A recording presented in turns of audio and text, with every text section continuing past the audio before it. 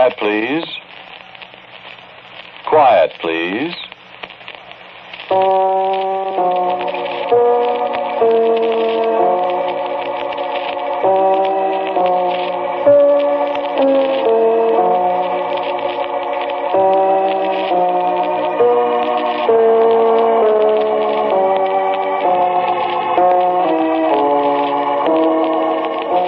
The American Broadcasting Company presents Quiet, Please, which is written and directed by Willis Cooper, and which features Ernest Chappell.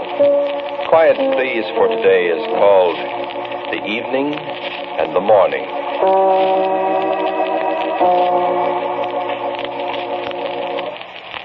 They're all gone now, aren't they?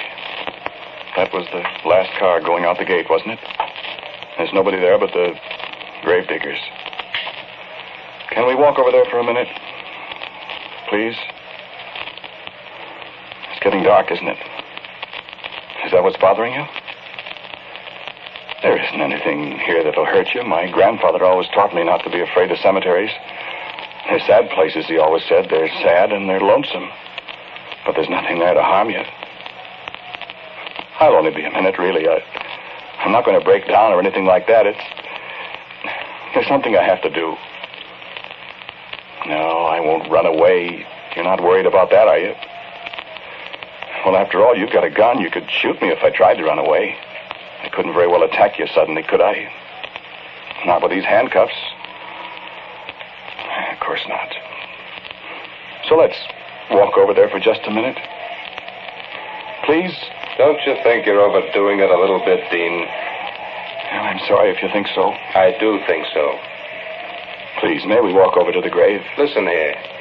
You don't have to impress me, you know. I was good enough to bring you out here and take the responsibility for you. And I'm very grateful to you for that, Mr. Thorpe. You know, if some of her friends had seen you here, you'd have stood a good chance of getting lynched. I know that. I was sympathetic, and I listened to you, and it was against my better judgment that I brought you out here. I'm more than grateful, Mr. Thorpe. If I could have come out here alone, I would have. We haven't started letting confessed murderers run around loose yet, especially to attend the funerals of the people they've killed. May we walk over to the grave, please? Oh, come on. Thank you.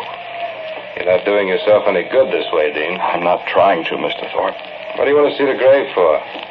How can you stand looking at it? Haven't you got any heart at all? I killed her, didn't I? They won't have any trouble hanging you for it. I expect that. Well, what do you want, then? Why do you... This isn't easy, Mr. Thorpe. It was hard enough doing what I did. And coming out here... Well, it has to be done. I don't know what you're talking about. I loved Alice, Mr. Thorpe. You did? I did. And you murdered her. Here, where are you going? A flower, that's all. I want a flower from her grave. Put that back. No, I won't put it back, Mr. Thorpe. I tell you... No, please, don't ask me to put it back. This is a very precious thing, this flower. What are you talking about? Why, this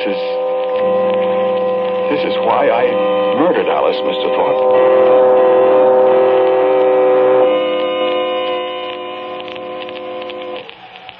It's very good of you to walk back with me instead of riding. It's really a great favor, Mr. Thorpe, and I might as well tell you well, I would have insisted on walking if you hadn't agreed so readily. Insisted. You see, if you hadn't consented, I'd have just stayed there. And it would have been awkward for you because I think I'm stronger than you and I could have resisted you. I don't believe you would have used your gun. Even if you had threatened me, I wouldn't have moved. So I'm very grateful to you. Because it's important for me to walk back. It's the last walk in the open air you're likely to have. Yes. I suppose it is. You're a strange character, Dean. Well, you're rather unusual yourself, sir. Walking peacefully down a dark road with a murderer all alone. You may not have noticed that I've got my hand in my coat pocket. So you have. And in my coat pocket is a gun. Of course. So let's must not get any ideas because I've been stupid enough to humor you a little. I have no intention of trying to escape. Thank you. Did you ever walk along the cemetery road before? No. I have. I know every inch of it. Morbid. No. First time was with Alice. The woman you killed? Yes. I walked back with her from her husband's funeral a year ago. So now you're walking back from hers. Did you kill him, too? Why, no. Don't you remember? He was killed in a motor accident. Oh, yes. Francis, that was his name. Francis. Yes. Were you, in love with Alice then? I think I've always been in love with Alice. I see. But Alice loved Francis. I begin to see a motive now. Motive? For murdering her. She was still in love with her husband. She wouldn't have you, so you killed her. No. What? No, that wasn't my motive. What was then? I remember walking along this same road, Alice and I, a year ago. Just a year ago, day before yesterday. It was the same kind of evening, too. Cold and misty. Threatening snow like it is now. We'd stayed there at the cemetery after everybody else had gone, Alice and I. And now we were coming back home.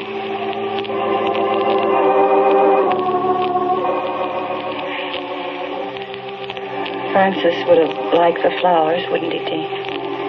Yes. So many, many flowers. Such beautiful ones. So bright and lovely. And the cold rain on them, and pretty soon the snow. Alice. Francis and the flowers. All alone. Dean, let's go back for a little while, can't we? No, we mustn't do that, Alice, dear. Just come to me, Dean. I'm alone. All this time I've thought I couldn't help thinking that it's some ghastly joke. That Francis isn't really dead. It's a dream, maybe. Now, oh, Dean, he is dead. And I'm alone. Alice, dear, don't. We've got to face it, you. But Francis is dead. All I've got left is a flower from his grave. Alice, you're not alone. Well, I know I'm not. But you're not alone while I'm... Alice, you're not alone. Look, Dean. The little yellow flower.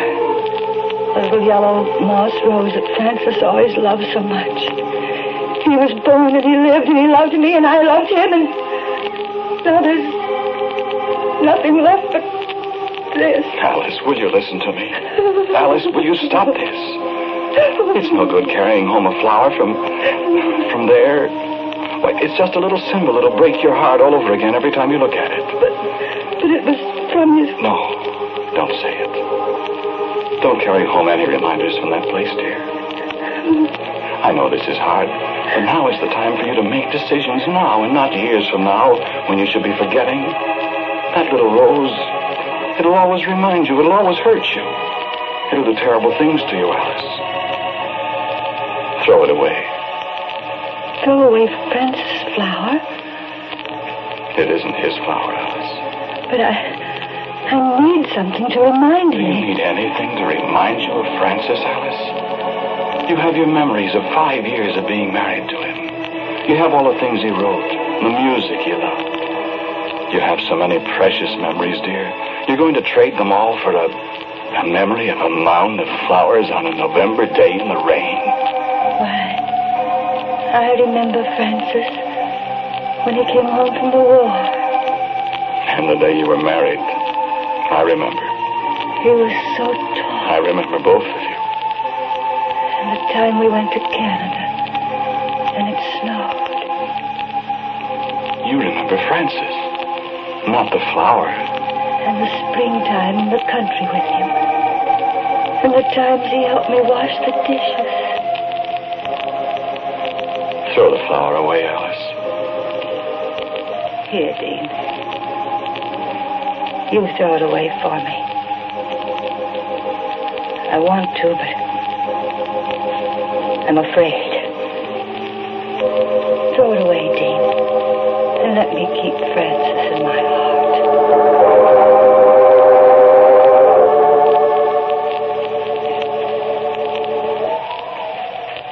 There's an old elm tree beside the road, the biggest old elm tree you ever saw. We'll be walking past it in a few minutes. I'll show it to you, Mr. Thorpe. You certainly talk as if you loved that woman, Dean. I did love her.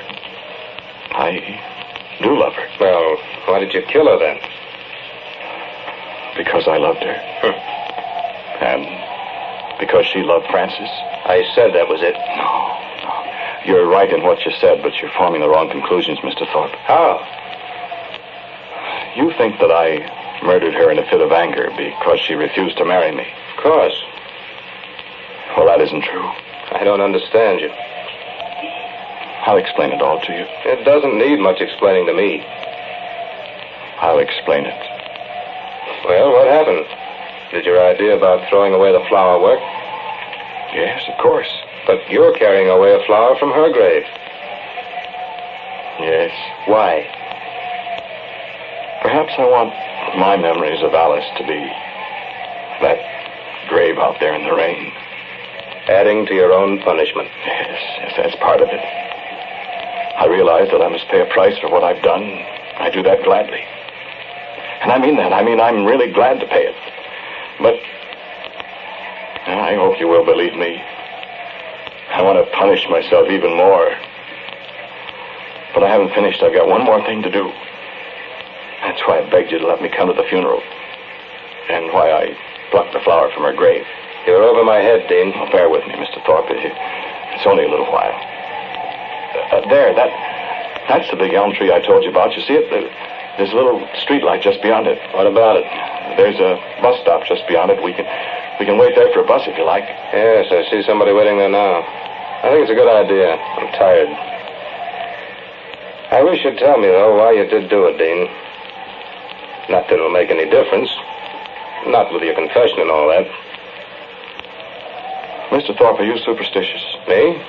No. It's nonsense. No, it isn't nonsense. A great many superstitions are founded on fact. A great many. I don't believe in ghosts, if that's what you mean.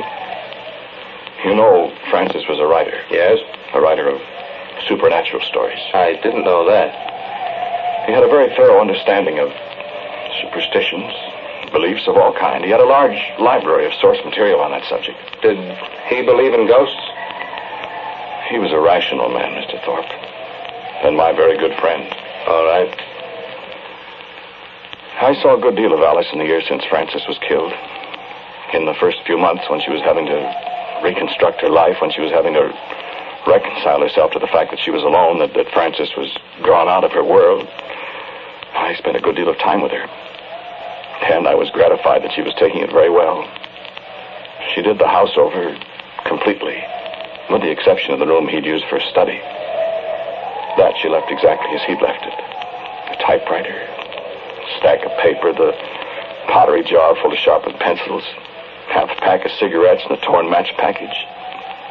Even the wastebasket crammed full of torn sheets of paper, exactly the way he'd left it. That, she said, was to be her living memory of Francis. And always when I came to visit her, we sat in Francis' study. And talk was mostly of him. His publishers called today and wondered what about the book he was working on. What about it? I told him it wouldn't be finished. He only had a few pages to go, as I remember it. It won't be finished. I don't think you ought to do that, Alice. I want it that way, Dean. Do you still feel... I'm very glad you made me throw away that flower. That's what you mean. It was an ugly thing. Bringing it away from there. Yes. I'm very content now. been hard to make myself realize that, you know, it's not really so bad when there are people around. But at night, alone by myself, I think I've cried myself out, Dean. I'm glad You've been an angel. Well... You have. Well, you see, Alice, I love you. I know you do. Well, that's all I can say, Alice. I love you. It's a horrible thing to have to say to the widow of my best friend, but... Widow? Well, Alice... Widow, you said. But Alice... You call me his widow. I'm not. Darling. No. Get away from me. I'm not his widow. Do you hear me? I'm Francis' wife.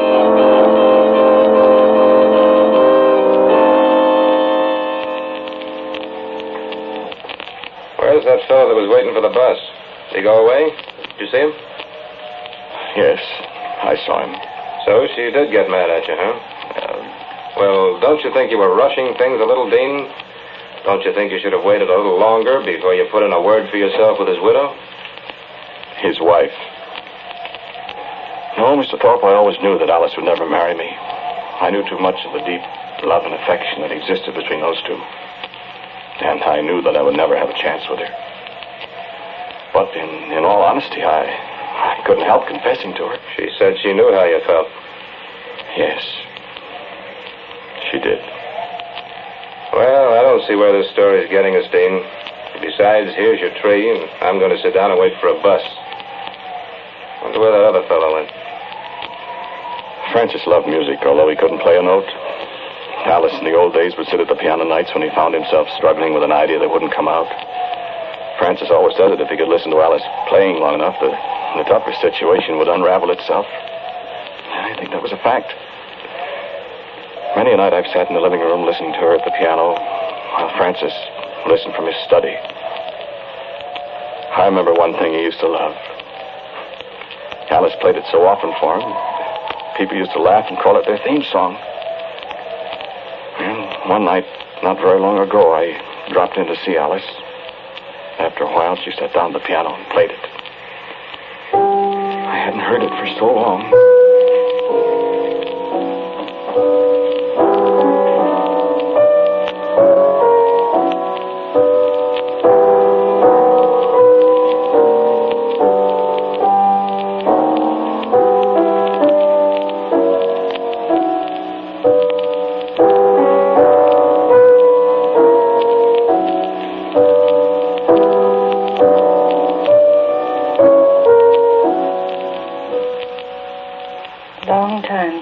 Played that, isn't it, Dean? It still sounds wonderful to me. I felt so lonesome tonight. It's an unpleasant night. Like it was a year ago. Out there and... You weren't going to think of that. I can't help it, Dean. Play something else. No.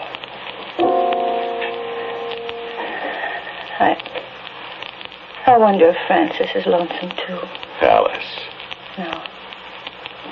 I've been dreaming about him, Dean. Well, I suppose that's natural. He's always trying to tell me something. It's so vague. But he's lost. And he wants me so. You're morbid tonight. No. No, I'm not, Dean. I thought I was getting over missing Francis, Dean. But I'll never get over it. I thought I'd forget him.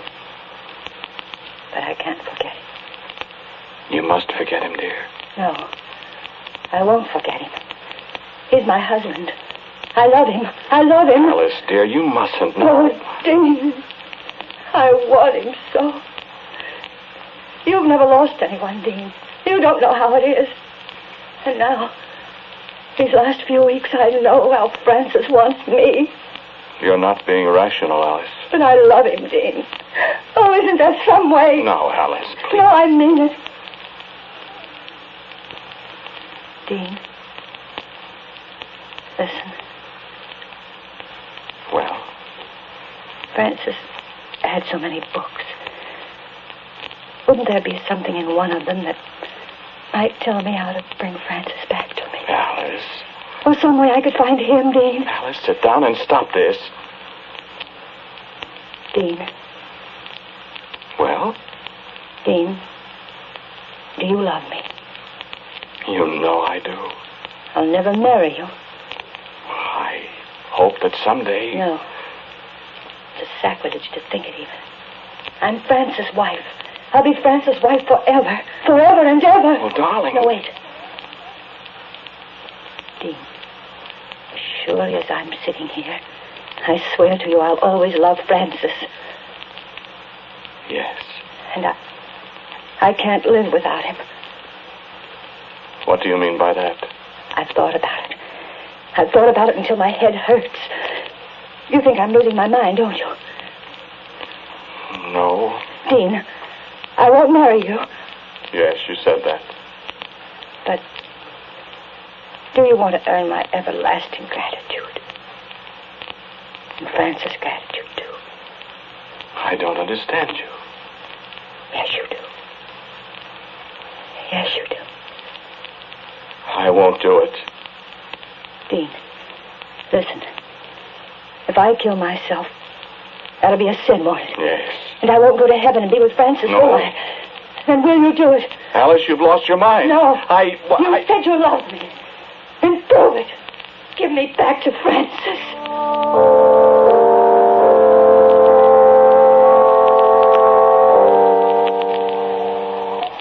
That's a great story, Dean. That's a great story. Yes, it is. Isn't it? It's not the story you told when they arrested you. No. So you shot her because she asked you to. No. What do you mean? I went away from the house that night. I was very disturbed. Sleep? I couldn't sleep. About 3 in the morning, I telephoned her. We talked for a long time. She was much calmer. She agreed that she'd been very foolish. And we'd talk it over again later in the day. I took 2 bromides and slept till noon. And then in the afternoon, she telephoned me, woke me up. Come over right away, she said. Come over now. Hurry. When I came in, she was holding a book. She seemed perfectly calm, but had obviously been crying for a long time. She was exhausted. What's happened, Alice? I asked. What's the matter? Sit down, Dean. What is it? What's that book? It's one of Francis' books from his reference library. Oh? Dean, when you left last night, I got to thinking some more about what I'd said first. That maybe there was something in one of Francis' books that would tell me how to bring us together again. Alice, I thought... Be still. I went in there, and I looked at a lot of books. Some of them I couldn't understand. But I found one. I found this one. What is it? Dean, you murdered Francis. I what? You murdered his soul. Alice, what are you talking about? Do you remember the flower from his grave? Oh, yes. Yes, of course. Look at the book. Dictionary of Superstitions and Mythology. Bonnager, Paris, 1927. Well, what about it? Page 101. I've marked it. Read it. Flowers. If a flower be plucked from a grave that afterwards thrown away, the place where the flower falls will be haunted.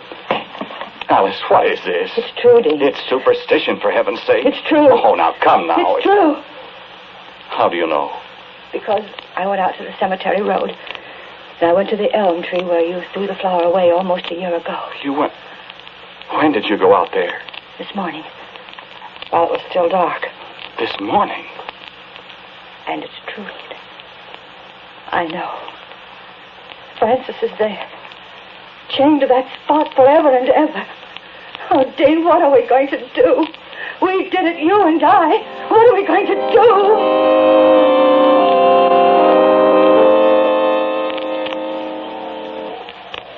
What did you do? I did what I thought best. You mean to say you believe in a stupid superstition? You mean you murdered the woman because of... I came out here to this tree with Alice, Mr. Thorpe. You did? And I knew Francis was here, too. He's here now. You saw him, didn't you? The man you thought was waiting for the bus. Here, where are you going? I threw away a flower from his grave here a year ago. Now, here's your flower, Alice. I've kept my promise, dear. Alice and Francis together now. Forever.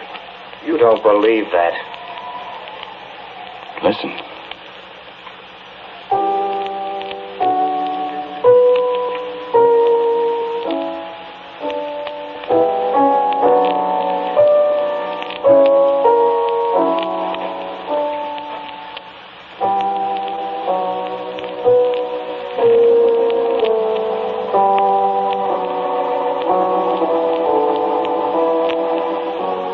The title of today's Quiet Please story is The Evening and the Morning.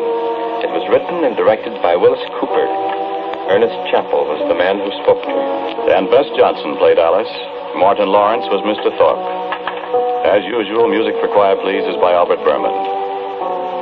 Now, for a word about next week, our writer-director Willis Cooper. Thank you for listening to Quiet Please. For next week, I have a story which I call One for the Book. And so, until next week at the same time, I am quietly yours, Ernest Chappell.